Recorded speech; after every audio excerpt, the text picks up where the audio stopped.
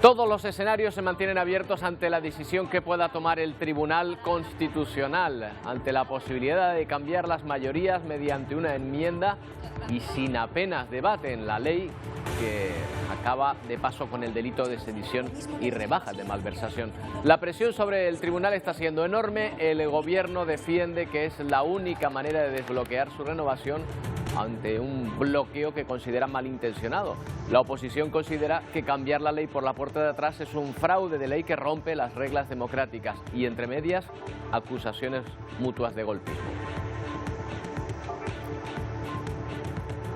Una decisión judicial con consecuencias políticas, resultado alta tensión. ¿Qué tal? Buenos días. No les tengo que decir a estas alturas qué equipo ha ganado el Mundial, ¿verdad? Aunque no hubiese visto el partido, aunque se escondiera ajeno al mundo del fútbol, la marea de celebraciones del público argentino en cualquier lugar del mundo deja bien claro que el país que levantó la copa ayer es uno de los que viven este espectáculo con más pasión en todo el planeta. Y si no vio la final, que sepa que se perdió una de las mejores de la historia, incluso la mejor, según los entendidos. Desde luego, emoción no faltó.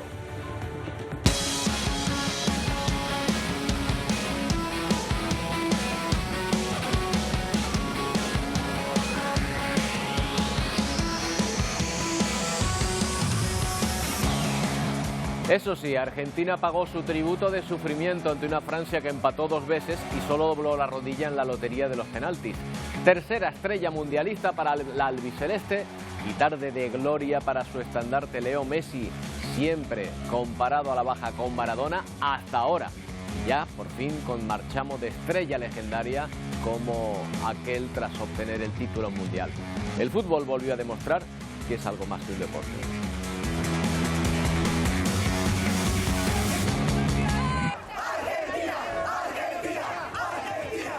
Pero ha quedado una espina clavada para los aficionados y quizá para los protagonistas de este Mundial, porque nadie tuvo una palabra de apoyo para uno de los suyos. Nunca levantará un trofeo mundial, pero es un futbolista al fin y al cabo y está a punto de ser condenado a la horca por apoyar las protestas contra el régimen iraní. Su detención coincide con la de una actriz y directora de cine ganadora del Oscar que tuvo la osadía de publicar un tuit a favor de la libertad en su país. Taranea Lidosti ha sido detenida acusada de incitar los disturbios de su país. En 2016 esta mujer obtuvo el Oscar a la mejor película extranjera. Y en Perú aún hay un centenar de turistas españoles sin poder salir del país por culpa de las protestas y disturbios callejeros que han bloqueado las comunicaciones en el interior de todo el país. Todavía hay muchos visitantes del extranjero varados en la región de Cusco. Algunos tratan de llegar a Lima y quienes lo han logrado buscan un avión en el que regresar, lo que no está resultando tampoco fácil. El balance de muertos en las protestas en el país asciende ya a 23 personas, mientras sigue el estado de emergencia en todo el Perú. Y empezamos una semana intensa desde el punto de vista político, con un calendario hoy en el pleno del Tribunal Constitucional, todas las miradas pendientes en ese punto y en la decisión que adopten los magistrados tras los recursos presentados por la oposición. Mañana martes el Senado deberá ratificar o no el proyecto de los presupuestos generales del Estado para 2023, que parecieran haber pasado en segundo plano, pero sin duda una de las votaciones más importantes del año. Y el miércoles el Congreso celebra la última sesión de control del gobierno del año, que se prevé también intensa en medio de todo este contexto. Luego Sánchez volverá a verse las caras con Feijóo en el Senado y por último el jueves, a 2 días de la Nochebuena, el Senado votará las reformas polémicas del Código Penal, si es que el Tribunal Constitucional no lo impide. Pues ese jueves, por lo tanto, todavía queda en el aire. Todo depende de lo que decida el Tribunal Constitucional, que debería estar argumentando justo en este momento esa decisión. Vamos hasta allí, Adai Sánchez. ¿Alguna novedad? Sí, en estos momentos continúa el Pleno del Constitucional para decidir precisamente sobre la renovación del propio tribunal. El Gobierno confía en que estas enmiendas no salgan adelante y van un paso más allá porque a primera hora de este lunes han presentado 2 nuevos escritos y Unidas Podemos ha pedido que la justicia europea se pronuncie, todo después de que el Partido Popular haya pedido que este amparo se extienda a la votación que debe celebrarse este jueves en la Cámara Alta si el Tribunal Constitucional no la paraliza. Si así lo hiciera, entraríamos de lleno en una crisis institucional sin precedentes y con consecuencias impredecibles porque estamos ante una situación inédita. Efectivamente, esta situación no se había dado nunca. La presión sobre el alto tribunal está siendo enorme, mientras el Gobierno y la oposición siguen acusándose mutuamente de atacar a la democracia. Un presidente del Gobierno que de una atacada, en pleno puente, antes de final de año, en estas fechas, por la puerta de atrás, sin los informes necesarios y preceptivos, de forma express, reforma 4 leyes orgánicas. No quiero ni imaginarme cuáles serían las consecuencias de que mañana el Tribunal Constitucional adoptara una decisión en línea con la maniobra que está planteando el Partido Popular. María Isabel Álvarez Vélez es doctora en Derecho, coordinadora del área de Derecho Constitucional de la Universidad Pontificia Comillas. ¿Qué tal, señora Álvarez? Buenos días. Buenos días. Buenos días. Bueno, parece imposible que a estas alturas el Tribunal Constitucional pueda contentar a todos, aunque nadie ha dicho que esa sea su labor tampoco, ¿verdad? No, su labor no es contentar, desde luego, a las personas que le han pedido amparo, como es en este caso, ni a aquellos que han presentado alegaciones. Su labor es ser intérprete supremo de la Constitución, como dice su propia ley orgánica, y para eso es para lo que fue creado en la Constitución de 1978. Está, decíamos, el escenario completamente abierto. Una primera opción es que el tribunal no decida nada, es decir, que pueda aplazar, por ejemplo, como hizo la semana pasada, la decisión. ¿Qué ocurriría entonces? A ver, de lo que estamos pendientes es de 2 cuestiones. Por una parte, de que el tribunal tome medidas cautelares, que es lo que se le ha solicitado, acerca de la suspensión de la tramitación de la correspondiente reforma de la ley orgánica de la que estamos hablando, y en su caso admitir el recurso de amparo. Puede ser que el tribunal no admita el recurso de amparo e imponga medidas cautelares, o simplemente admita el recurso de amparo sin poner medidas cautelares. Son los 3 escenarios que en principio ahora mismo se están barajando. Del resultado de uno u otro, bueno, yo desconozco lo que pueda pasar. Claramente, en los 2 primeros, en el sentido de que no se admita el amparo o si se admite el amparo, lo que sí es cierto es que estamos a la espera de que si hay medidas cautelares y se paraliza el procedimiento legislativo, el escenario es diferente de si no se paraliza el procedimiento legislativo. Claro, que es el tema que está aquí en el fondo, ¿no? Claro, esa opción de paralizar el procedimiento legislativo en la Cámara, digamos en el Congreso, en las Cortes, no se había dado. En una Cámara autonómica sí. No había sucedido nunca en las Cortes Generales que el Tribunal Constitucional paralizara un procedimiento legislativo. Afectaría a lo que se está ya tramitando en el Senado, porque la ley en cuestión ya ha pasado del Congreso, ya está en el Senado, con lo cual afectaría a lo que se está tramitando o lo que se va a tramitar en el Senado durante esta semana. ¿Qué podría argumentar el Constitucional en caso de que apreciase esa medida cautelarísima?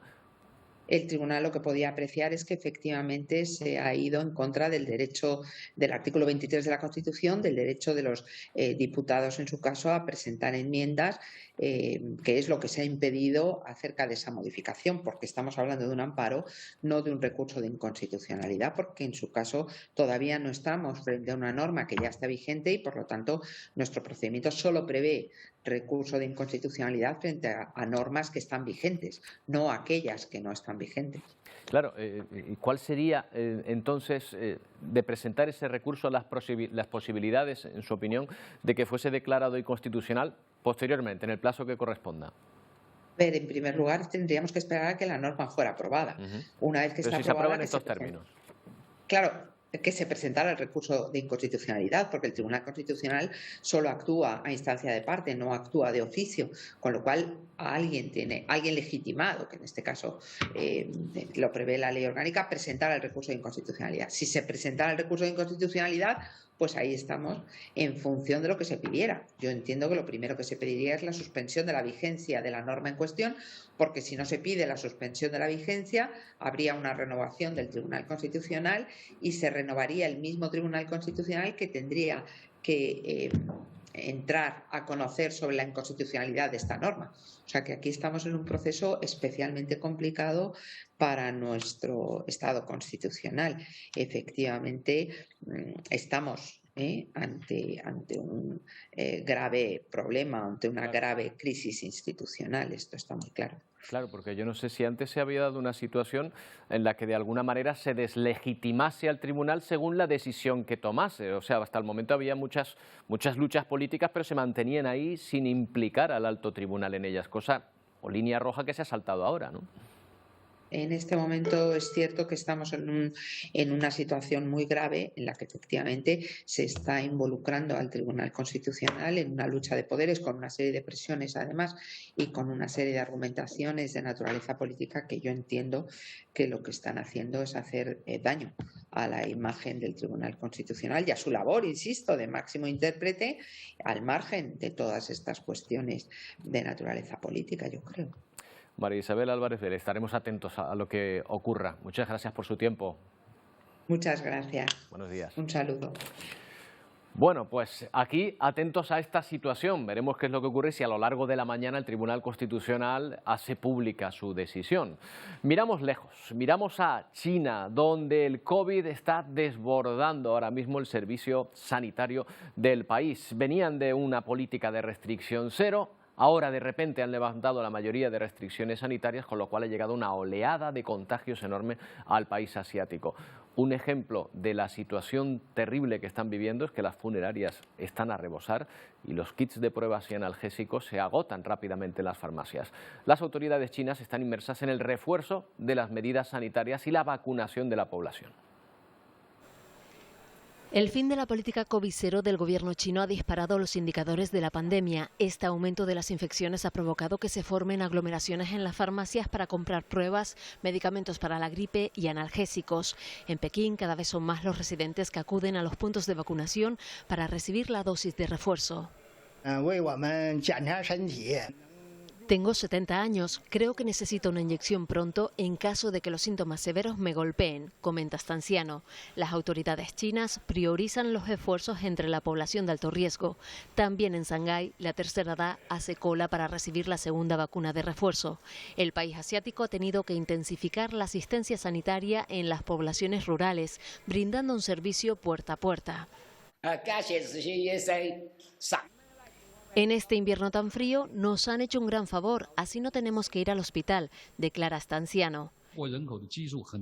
El principal epidemiólogo chino ha hecho hincapié en la importancia de tomar medidas de precaución a pesar de la relajación de las restricciones, puesto que advierte que podrían surgir nuevas variantes del coronavirus si se producen infecciones masivas en poco tiempo.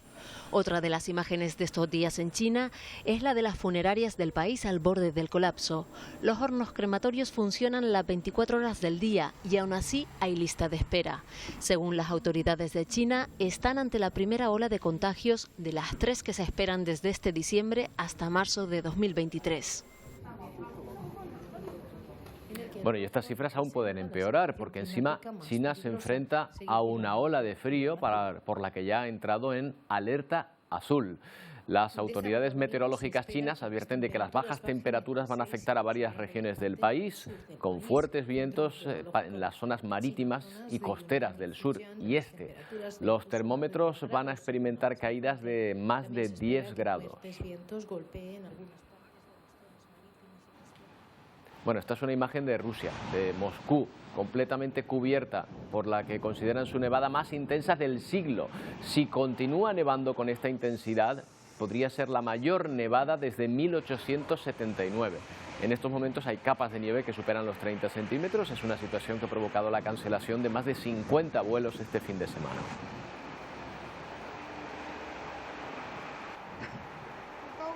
Y en Malasia, los equipos de rescate siguen buscando supervivientes tras el deslizamiento de tierra de este fin de semana a las afueras de la capital, de Kuala Lumpur. Por el momento, las autoridades confirman 24 víctimas mortales, entre ellas 7 niños. Pero el número de fallecidos podría aumentar porque otras 9 personas están desaparecidas. Todas las identificaciones de los cuerpos de las víctimas han comenzado ya a recibir sepultura. 94 personas dormían en el campamento cuando una franja de tierra de unos 30 metros de profundidad cayó sobre ellos, cubriendo aproximadamente 1 hectárea de terreno.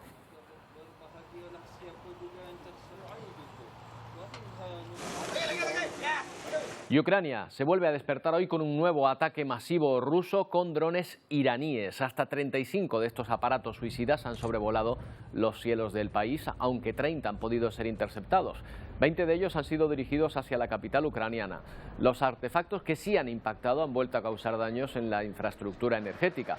Un ataque que llega un día en el que Vladimir Putin viaja a Bielorrusia para reunirse con su homólogo Alexander Lukashenko y presionar para que el ejército bielorruso se implique en una contraofensiva en territorio ucraniano.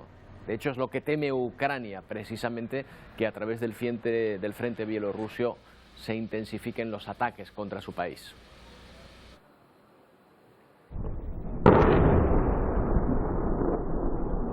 Ataques como los que está recibiendo Bakhmut, la ciudad ucraniana en el este del país que se ha convertido en el epicentro de los combates entre rusos y ucranianos. Numerosas columnas de humo muestran desde diferentes puntos la intensidad de los bombardeos. La mayoría de los edificios han quedado destruidos.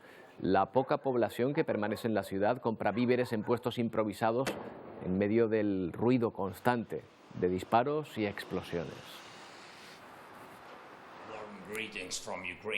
Ya tienen al presidente de Ucrania, que proponía ayer celebrar una cumbre mundial por la paz durante el invierno. Lo ha hecho a través de este vídeo que el gobierno ucraniano pretendía que proyectara la FIFA antes de la final de la Copa del Mundo, algo que finalmente no ocurrió.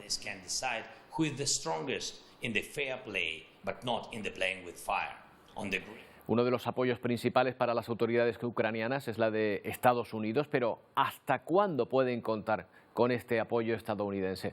Los representantes republicanos se cuestionan cada vez más ese apoyo, sobre todo económico, por el dinero que cuesta Estados Unidos, pero quizás sobre todo por el coste de la inflación que está teniendo la guerra. María Rothman, ¿qué tal? Buenos días. Hola, buenos días. Oye, ¿es este un movimiento que crece, el de los republicanos, por parar la guerra o por lo menos por cesar en la ayuda a Ucrania? Existe un movimiento dentro del Partido Republicano, sobre todo en la parte un poco más radical del partido, en el que se están apoyando mucho en el tema de Ucrania, que está costando muchísimo dinero. Ahora mismo Biden acaba de pedir otros 38.000 millones, ya van unos 100.000 millones en lo que va de año para parar la guerra. Y como tú decías, por supuesto que tiene consecuencias internas, domésticas, como puede ser el aumento de los precios y todo esto que estamos viendo, sobre todo ahora que llega el invierno también a Estados Unidos.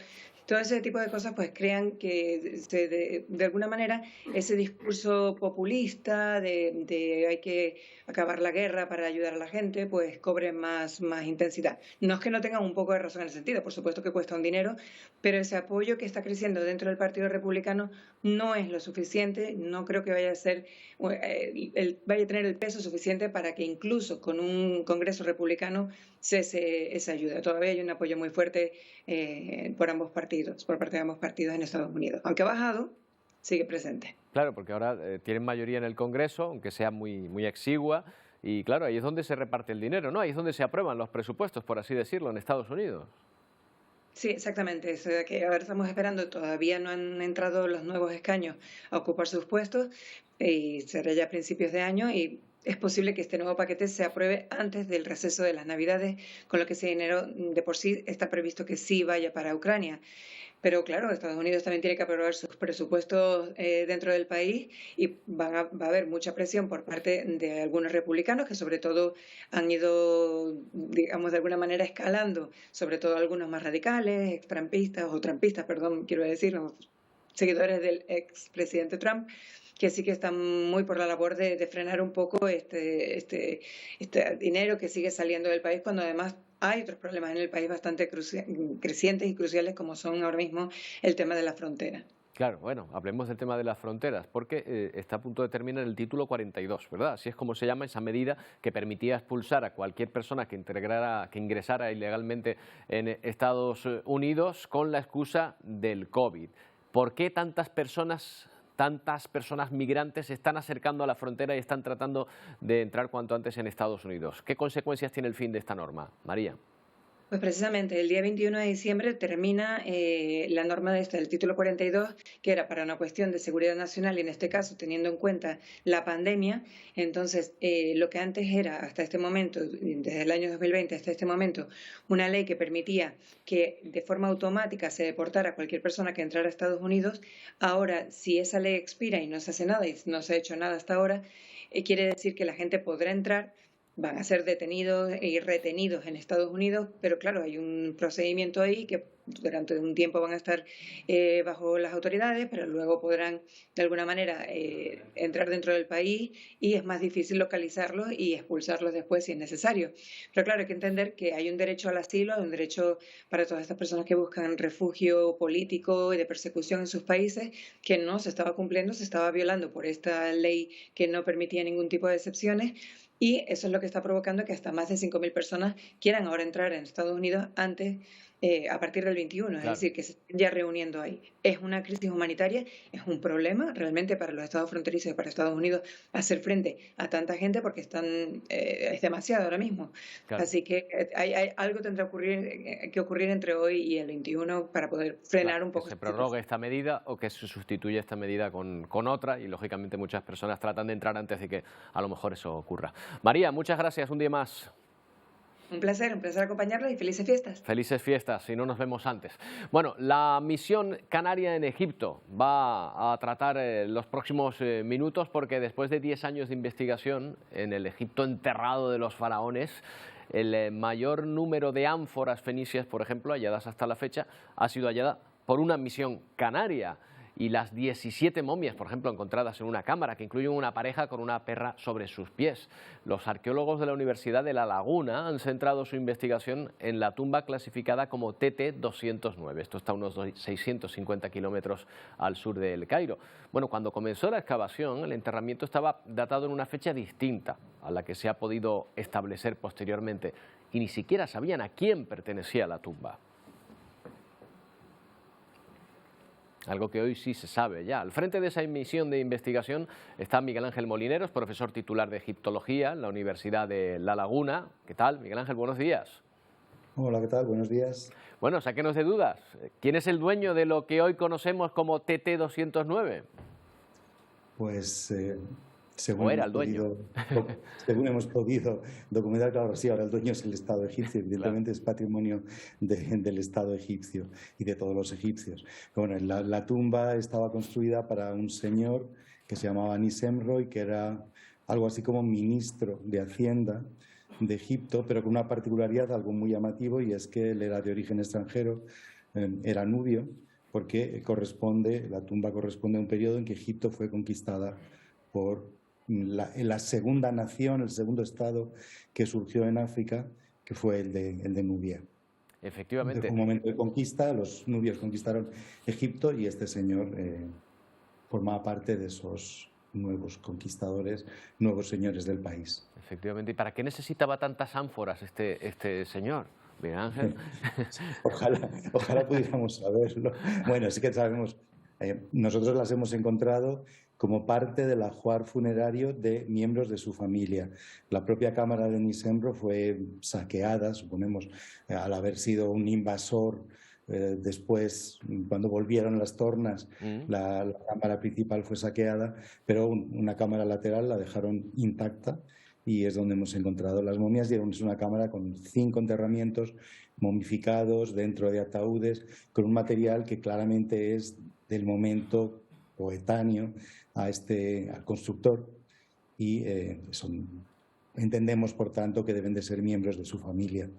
¿Para qué en la tumba están como ajuar funerario, pero en origen esas ánforas son para comerciar aceite o vino que venía de la zona de Palestina, de Siria, de donde ahora es Líbano, o de donde ahora es Israel, y es lo que debió de llegar.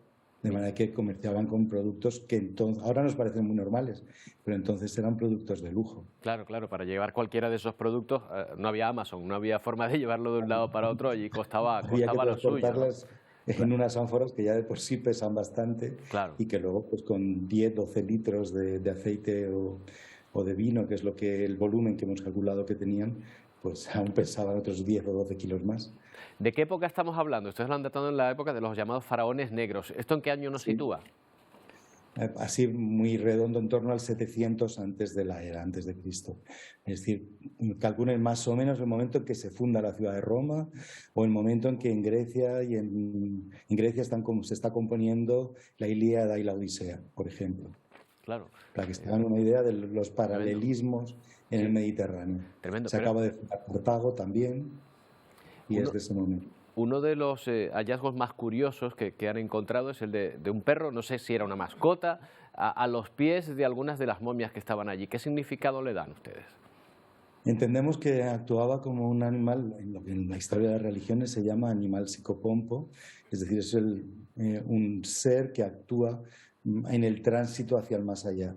Si recuerdan las imágenes, una imagen muy característica de la civilización egipcia, que se repite mucho, es el individuo que está siendo llevado ante un juicio en el más allá, ante los dioses del más allá, por una divinidad que tiene cabeza de cánido, chacal, perro. El dios tiene una cabeza de chacal, pero bueno, entendemos que a falta de chacales, que son evidentemente más difíciles de capturar, los perros que estamos encontrando cumplían esa misma función. De manera que su función es ritual, es una cuestión religiosa, pero no deja de parecer curioso que en algunos casos, que es, bueno, tan llamativo, la perrita está momificada con todo cuidado y depositada así amorosamente sobre las piernas de esas dos personas, de manera que cabe la posibilidad de que además de esa función religiosa, en origen fuese también una mascota de la familia. Bueno, pues interesantísima esta expedición. Solo una última, Miguel Ángel. Esto ahora, digamos que esa cueva en la que ustedes, o ese enterramiento en el que ustedes están excavando, ¿eso es como una concesión para la Universidad de La Laguna, para que ustedes caben allí, o cualquiera puede hacerlo? ¿Cómo funciona? No. Es una concesión y se renueva cuando lo solicitamos, con los trámites administrativos. Entiendo. Y corresponde durante 5 años. Durante 5 años nadie puede trabajar en ella una vez que nosotros hemos solicitado.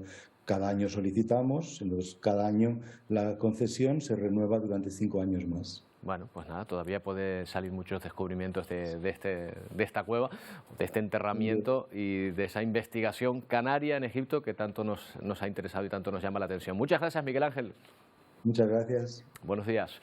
Bueno, nos vamos de Egipto y nos vamos a hablar de otro acontecimiento, ya mundial. Enseguida volvemos con las celebraciones del Mundial, estas concretamente aquí en Canarias, pero al igual que aquí en prácticamente todo el planeta, la afición argentina ha dado rienda suelta a su alegría por su tercera estrella mundialista. Enseguida lo vemos.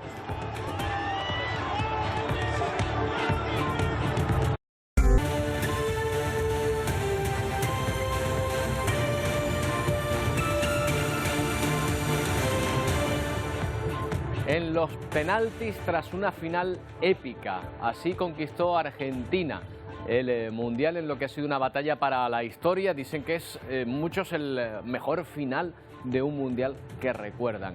Messi, Mbappé, ambos liderando a sus selecciones y marcando los momentos decisivos, pero fue la albiceleste la que se llevó el gato al agua con la tercera estrella que lucen ya en su camiseta. Francia cayó al final de pie, se levantó hasta 2 veces y solo los penaltis la apartaron de la gesta. Fue una final en 3 actos, no apta para cardíacos. La pasé mal, la pasé re mal. Yo creí que se me salía el corazón. Sabíamos un montón. Terrible. Que pasara la historia por su nudo, 95 segundos de infarto, los que Mbappé logró empatar el partido. En los últimos 20 minutos Francia dio un repuntón y creo que a lo último fuimos grandes rivales. Una prórroga agónica. Nosotros nacimos para sufrir. Y un desenlace con una tanda de penaltis histórica en el que el albiceleste alcanzó la gloria. Ya volvimos a ser campeones, como en el 86. Una batalla entre dos gigantes, el que nunca se resistió a morir. Where is Mbappé? Where is Mbappé? Y al que le cuesta más que a nadie matar. Siempre fue el mejor del mundo, siempre, lo demostró siempre. Solo le faltaba esto y también lo logró porque es el mejor. Somos campeones del mundo, papá de Córdoba. ¡Vamos, Argentina! Acá somos campeones del mundo. Hoy, 17 de diciembre. Argentina conquistó su tercer mundial de fútbol y la fiesta se trasladó a la calle. Es una locura, es una alegría que todavía no caigo. Compartirlo con amigos, con familiares, la verdad que es algo que no me voy a olvidar nunca. ¡Gracias, Diego! ¡Gracias, Dios! Tengo 34 años, no lo vi nunca campeón Argentina y festejarlo acá con toda la gente y también el plus de que Messi pudo tener la copa, que es una alegría enorme. Alegría de unos que contrasta con las lágrimas y las caras de resignación de otros. We don't like Argentinas. Francia rozó la gesta de encadenar 2 copas del mundo consecutivas, pero tuvo que conformarse con la bota de oro de Mbappé y el consuelo de Macron. Y es que 36 años después de la exhibición de Maradona en México, el albiceleste vuelve a lo más alto y a partir de ahora lucirá 3 estrellas en su pecho.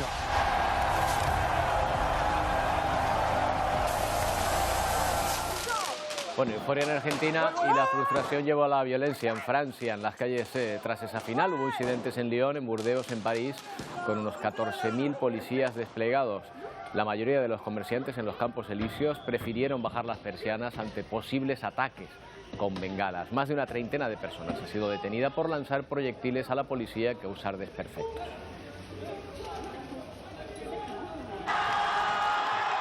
Bueno, Argentina, ya la segunda selección de la historia tras España, que consigue proclamarse campeona tras comenzar el torneo con derrota. Y eso, lógicamente, se festejó mucho también a ese lado del Atlántico. Argentinos y simpatizantes explotaron de emoción y alegría tras proclamarse campeones del mundo. Por cercanía, por idioma, por estilo de fútbol, lo cierto es que había mucha afición por Argentina aquí en este Mundial. En todo caso, dicen, José Antonio Pérez, ¿qué tal?, que estábamos ante la final más, la mejor final de los últimos años, la más disputada, la que más fútbol ha mostrado. ¿Tú cómo lo definirías? Particularmente es la mejor final de la historia, pero con muchas diferencias. Yo, desde que tengo uso de razón, recuerdo la final del 74 en Alemania como una de las primeras que vi. Me preocupé de ver las anteriores también, todas las que pude. Y desde el 74 hasta hoy, yo creo que no tiene comparación. Esta final ha sido una final de goles, una final trepidante, una final de nervios, en la que tan pronto parecía que ganaba Argentina como que remontaba Francia, como que otra vez volvía a ganar Argentina y al final empata Francia, al final a los penaltis y te esperas que la campeona sea la que domine el partido y al final gana Argentina, que es la especialista también en los penaltis.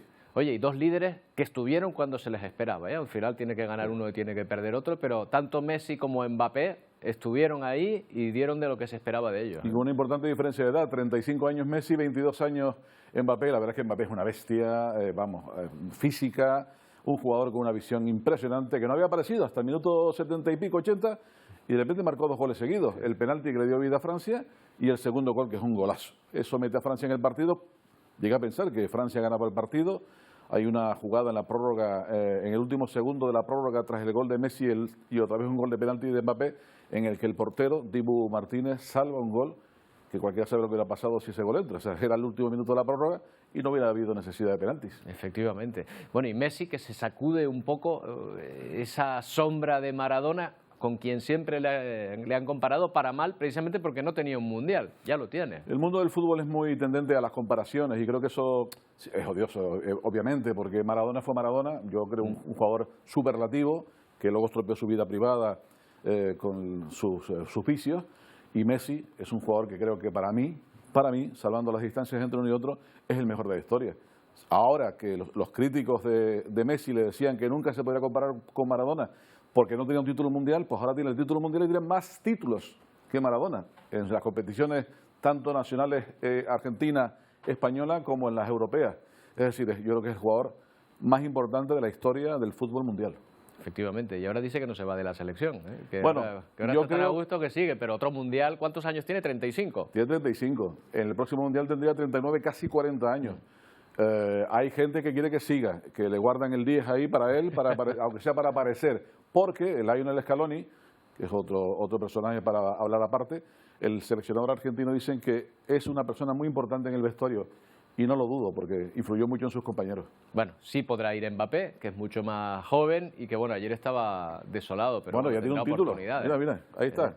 Mirando la Copa del Mundo. Bota de oro también, ¿no? Sí, bota de oro y campeón del mundo, no olvidemos, en 2018. Fíjate, con 18 años. Es mucho más joven. ¿Estaba Mbappé ahí también? Sí, Mbappé estaba en esa selección francesa.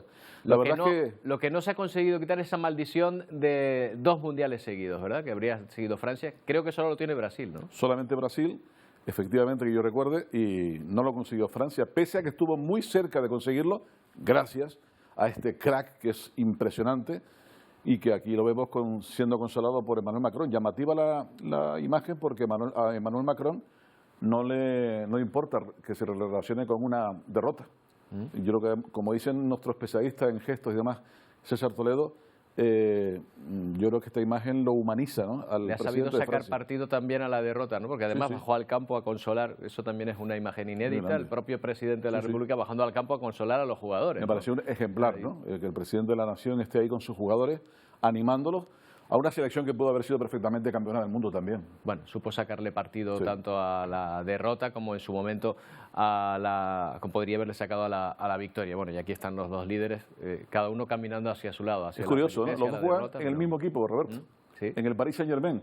¿Quién le iba a decir a Leo Messi, después de triunfar en el Barcelona tantos años y ser el crack del fútbol mundial, que ahora con 35 años, ahora que está en el Paris Saint-Germain a punto de retirarse, pues sea campeón del mundo? O sea, frente a un chico que es el futuro del fútbol mundial también, como es Mbappé. La verdad que esta foto es bastante llamativa.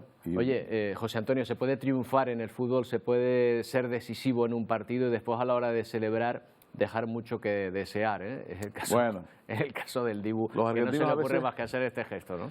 Se les va la pinza muchas veces. Es que en Argentina el fútbol es otra cosa. Estar allí y comprobarlo es brutal. El Dibu Martínez es un jugador que juega en Inglaterra. Fíjate que ayer estaban los 2 porteros, juegan en Inglaterra. Dibu Martínez en el Aston Villa de Birmingham y Lloris en el Tottenham de Londres.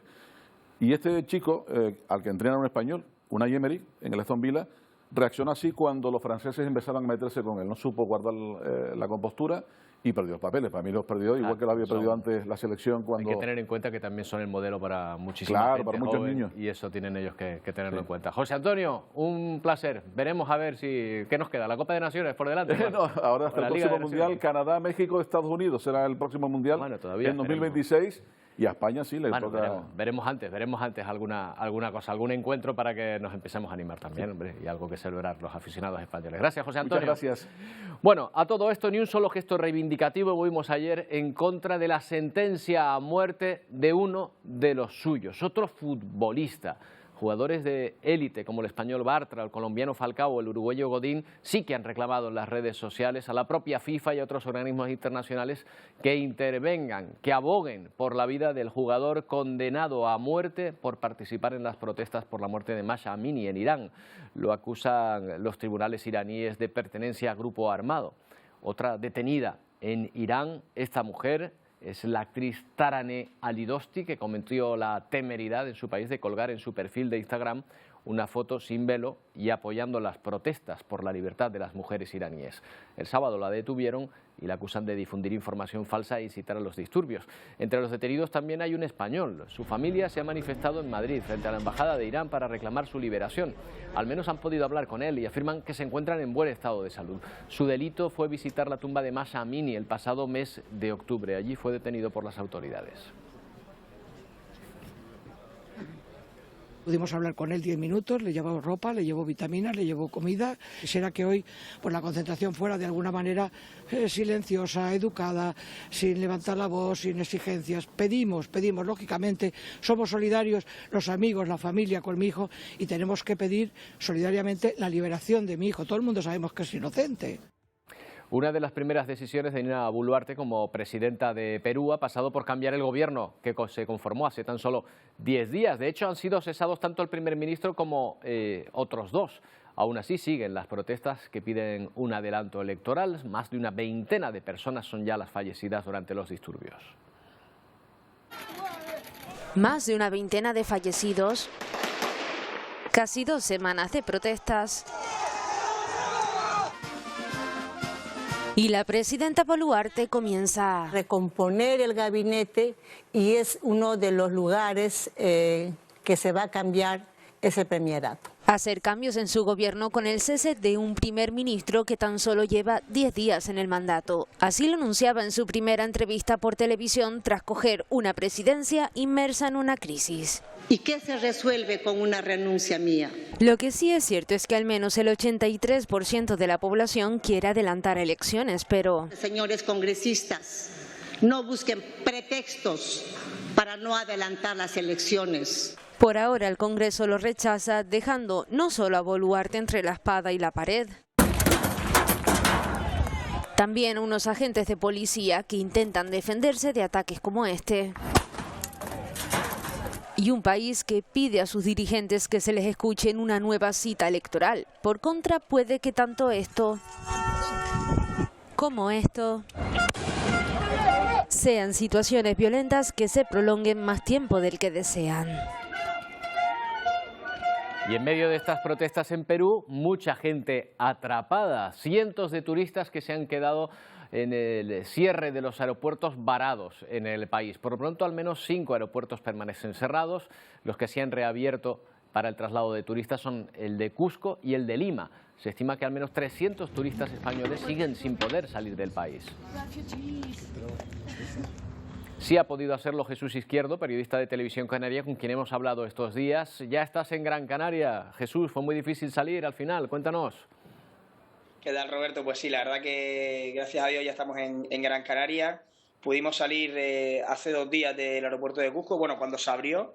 En uno de los pocos vuelos que salieron de Cusco, pues la verdad que tuvimos la suerte de que uno fuera el nuestro y con mucha incertidumbre conseguimos salir de Cusco, luego hicimos conexión vía Madrid y ayer en torno a las 2 de la mañana llegamos a casa, así que bueno, pues la historia, la nuestra, ha salido bien, estamos en casa sanos y salvos, pero es muy cierto lo que decías antes, ¿no? Ya no solo en la ciudad de Cusco, sino en muchas ciudades de Perú, todavía siguen muchos españoles encerrados y esto no puede parar, hay que tratar por todos los medios de que todo el mundo vuelva a su casa, porque la incertidumbre con la que están viviendo, los problemas que se están desarrollando en todo el país, pues evidentemente no son gratos para nadie, ¿no?, que pueda estar ahora mismo. Claro, el problema, Jesús, no solo en los aeropuertos, se ha abierto el de Cusco y el de Lima, sino que es que además se paralizaron los trenes. Claro, para llegar a Machu Picchu hay que ir a Aguascalientes, allí hay que llegar en tren, si no hay tren es muy difícil volver a un aeropuerto y regresar, ¿no?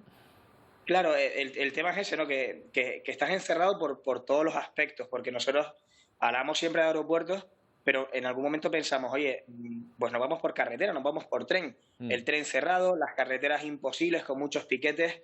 Además que hay que decir que, por ejemplo, las distancias son muy, muy largas. De Cusco a Lima son 19 horas en coche, por lo que era prácticamente imposible. Por eso decíamos encerrados, ¿no? Porque puedes cerrar un aeropuerto, pero hay otras vías de salida. Todas estaban cerradas y de ahí la incertidumbre que tenía todo el mundo y que tiene, porque lo vuelvo a repetir, hay gente todavía encerrada no solo en Cusco, sino en otras ciudades de Perú, y que hay que seguir levantando la voz para que puedan salir por algún medio. Bueno, pues bienvenido, Jesús, después de esta aventura que no esperaban en Perú, esperaban una muy distinta, pero bueno, ya veo que si las cosas terminan bien, pues genial. Seguro que quedan en la memoria restos del viaje que habrán disfrutado muchísimo. Gracias por atendernos.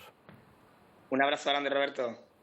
Bueno, pues así están las cosas en Perú, igual que nuestro compañero, mucha gente con dificultad para volver a nuestro país.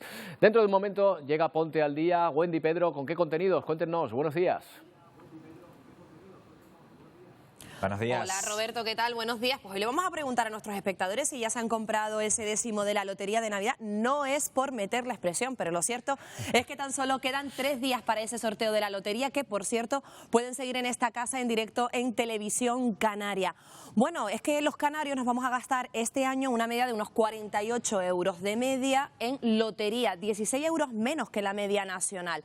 Vamos a hablar también de por qué siempre nos ha acompañado eso de las Islas Afortunadas, y es que tiene un sentido, porque la suerte le ha sonreído mucho a Canarias. ¿Cuáles son los números más solicitados y también qué probabilidades tenemos de que nos pueda tocar el gordo de la lotería si compramos en esas administraciones tan famosas y afortunadas? Pero más asuntos. Bueno, números y estadísticas aparte, lo cierto es que nos vamos a gastar menos que la media nacional en ese sorteo extraordinario de Navidad, y es que la inflación también está presente, como no, en la Navidad. Hoy este plato se va a convertir en un salón como el de cualquiera de sus hogares, para realizar nuestra particular cena de Navidad. Y vamos a analizar con nuestro economista Jonathan Márquez cuáles son los alimentos que han subido más en estos últimos meses y cuánto nos va a costar esa cena del próximo sábado. Además, Papá Noel ya ha llegado a Ponte al Día y vamos a abrir ya nuestros regalos, los regalos económicos que nos vienen para el año 2023. Desde luego va a ser un año intenso y ciertamente complicado en cuanto a lo económico se refiere. Todo esto y mucho más a partir de las 2 en directo aquí en Televisión Canaria. Ponte al Día. Hasta ahora. Hasta ahora.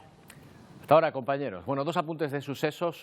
Uno malo: en Ceuta se ha hallado el cuerpo sin vida de un niño de 8 años que había desaparecido ayer cuando salió de su casa para jugar al fútbol con sus amigos. Fue encontrado por la Policía Nacional en un monte cercano. Está la investigación abierta. Y los GEAs de la Guardia Civil han rescatado, por otro lado, los cuerpos de las víctimas del accidente de un ultraligero que había desaparecido en Valladolid. A última hora de ayer había sido localizado por fin el aparato sumergido en el río Duero. Sus ocupantes eran un concejal del municipio de Jeria y su sobrina. Anoche los trabajos habían sido suspendidos por el mal estado de las aguas del Duero y por la poca visibilidad, pero esta mañana se ha confirmado que los cuerpos se encontraban en el ultraligero y también sus identidades. Bueno, el ejército mexicano reparte ayuda entre los migrantes en forma de comida y bebida caliente, algo que ha sido bienvenido por las miles de familias que esperan a la intemperie para poder cruzar la frontera hacia territorio americano. Muchos con el temor de ser deportados, incluso antes de tratar de entrar. Es un gesto que consideran de gran humanidad hacia ellos, aunque apenas hayan podido repartir algo de bebida caliente y unos panecillos. Hay entre los más pequeños algunos que dicen sus padres llevan días sin llevarse algo a la boca. Agradecido porque de verdad que es un gran apoyo. Yo por lo menos no tenía nada que darle a los niños y estoy agradecida. No los dan todos los días y de verdad que cuando lo hacen, agradecido con el ejército. Bueno, lo que contrasta con la situación de abundancia que vivimos en las mesas de nuestro país en estos días de compras y de mucho gasto, con la lotería, los regalos, las cenas y comidas que tenemos que preparar. Comenzamos una de las semanas más fuertes en cuanto a compras navideñas se refiere. ¿Para toda la familia? 300 euros, 350. 300 euros más o menos. De regalos, hablo, luego lo otro ya. Sí, porque de media solo en regalos cada uno gastaremos unos 300 euros, aunque puede que incluso algo más. Depende, ya llevamos como 500 euros más o menos. Eso sí, siempre quedará la lotería. A ver si nos devuelven el dinero por lo menos de esto. Si vemos alguna embarazada o algún calvo, lo pasaremos. A ver si nos toca. Para intentar recuperarnos. A ver si me toca a mí y salgo de pobre. La tendencia es muy positiva para nosotros y bueno, con respecto al año pasado sí que estimamos que creceremos cerca del 10%. De hecho, en este sorteo de Navidad gastaremos más de 40 euros en décimos, pero en medio de una subida de precios. Vamos de invitados nosotros, sí. Este año no nos hemos quedado, vamos de invitados. Algunos tienen sus trucos para ahorrar en comidas y cenas. Y por Navidad, casa a los padres. Un buen caldo, un buen aperitivo, un poco de pavo. Más especial, no tiene por qué ser Navidad para comer, bueno, más o menos como cada año lo mismo. Y recuerden, lo importante no es el dinero. Lo importante es la familia, ¿no? Que te juntes con la familia, vaya. Y la salud, no se olviden de la salud, eso es lo importante. Bueno, la Cumbre de Montreal acaba de cerrar el acuerdo para frenar la pérdida de biodiversidad y proteger el 30% de la superficie del planeta en 2030.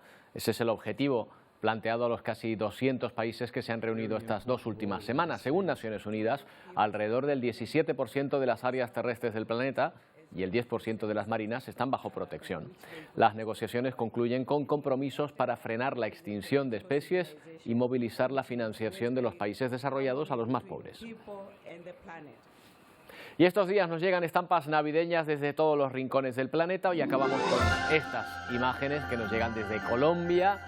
Esto es Bogotá, como ya es habitual allí, el Cerro de Monserrate. Es uno de los principales atractivos en esta época. Muchas luces, decoración totalmente navideña que se propaga por toda la capital colombiana. Aquí tienen un ejemplo para que la puedan disfrutar en la distancia. Nosotros volvemos mañana a partir de las 11 en otra edición de Atlántico Noticias. ¡Feliz día!